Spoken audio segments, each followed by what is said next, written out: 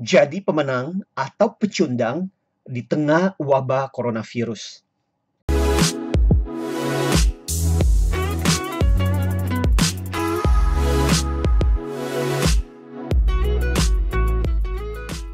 Oh ya, sebelum kita lanjut, jangan lupa klik subscribe dan tekan tombol loncengnya, karena support dan kedukungan Anda dibutuhkan agar konten-konten video yang mendidik seperti ini tetap dibuat. Jangan lupa klik like dan share kalau kamu merasa isi video ini berguna buat orang lain. Oke, mari kita share kebaikan. Alkisah, di suatu malam tampaklah Nasruddin sedang mencari-cari sesuatu di jalan yang diterangi lampu. Dia sibuk berjalan ke sana kemari, tampak mencari sesuatu, hingga menarik perhatian seorang tetangganya yang lantas bertanya kepadanya.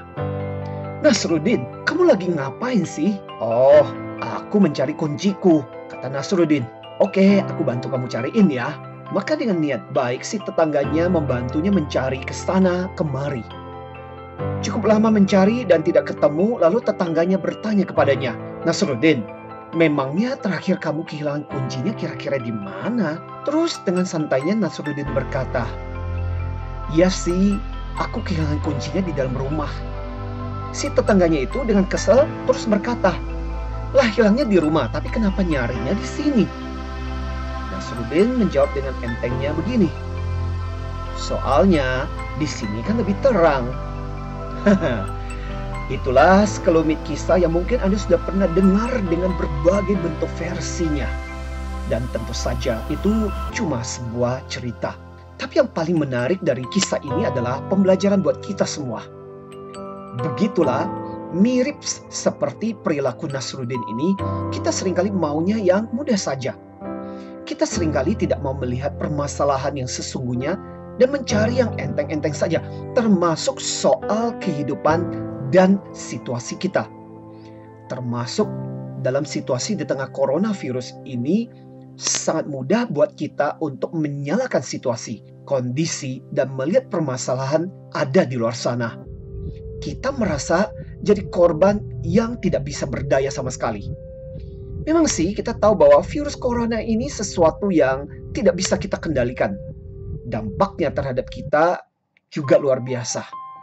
Tapi percayalah, meskipun kita tidak bisa kendalikan virus ini, kita masih mempunyai pilihan soal apa yang bisa kita pikirkan, yang bisa kita rasakan, bahkan yang kita lakukan di tengah situasi ini.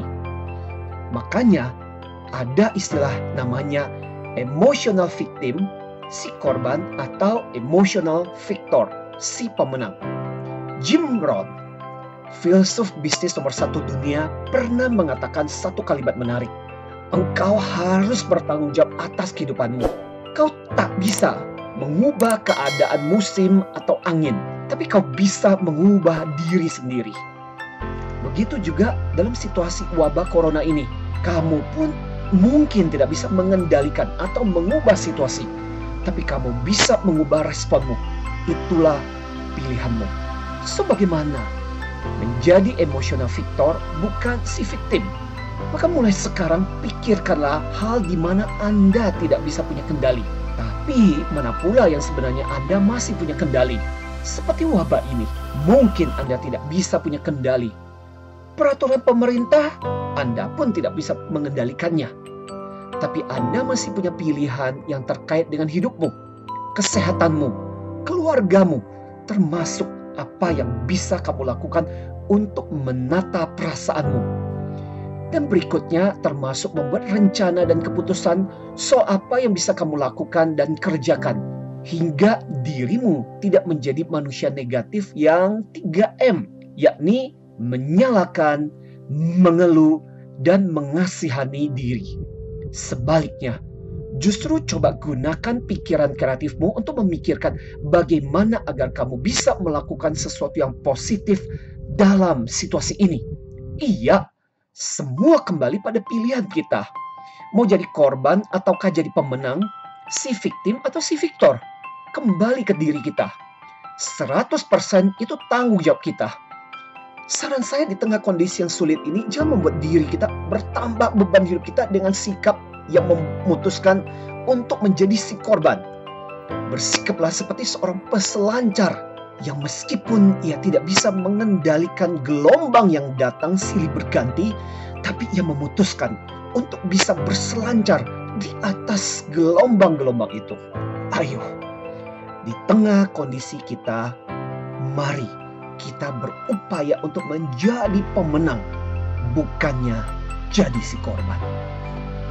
Demikianlah dari saya Anthony Dio Martin dari HR Excellency. Ingatlah, IQ membuat Anda diterima, tapi IQ lah yang membuat Anda dipromosikan. Salam antusias.